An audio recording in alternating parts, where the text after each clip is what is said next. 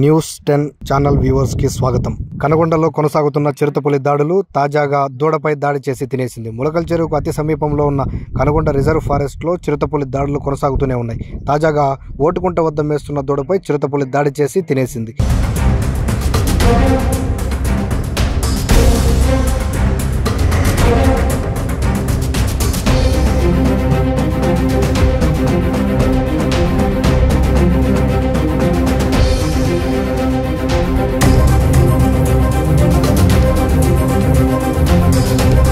ఇటీవల పెద్దపాలెంలో ఆనుకుని ఉన్న కనగొండ అటవీ ప్రాంతంలోని పెద్దజారుబండ గృహ వద్ద చిరుతపులి మేకల మందపై దాడి చేసింది. ఇందులో 5 మేకలను అటవీ ప్రాంతంలోకి లాక్కెళ్లి తినేయగా 2 దాడి చేసి గొంతు వద్ద పట్టుకుంది. అలాగే మేకల కాపరి పాల్యం నరసింహులపై దాడి చేసేందుకు యత్నించగా కాపరి వెంట ఉన్న కుక్కలు గట్టిగా మురగడంతో అడవిలోకి వెళ్లిపోయింది. అడలెత్తిపోయిన కాపరి భయంతో పరుగులు తీశాడు.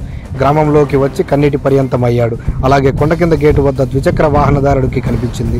తాజాగా మళ్ళీ ఇప్పుడు కనగొండరాయస్వామి ఆలయం సమీపంలో ఉన్న ఓటుకుంట వద్ద మేస్తున్న ఆవుల మందపై దాడి చేసి దూడను తినేసింది. దీంతో పశువులు, గొర్రెలు, మేకలను కాపరులు మేతకు అడవిలోకి తీసుకెళ్లడానికి భయపడుతున్నారు.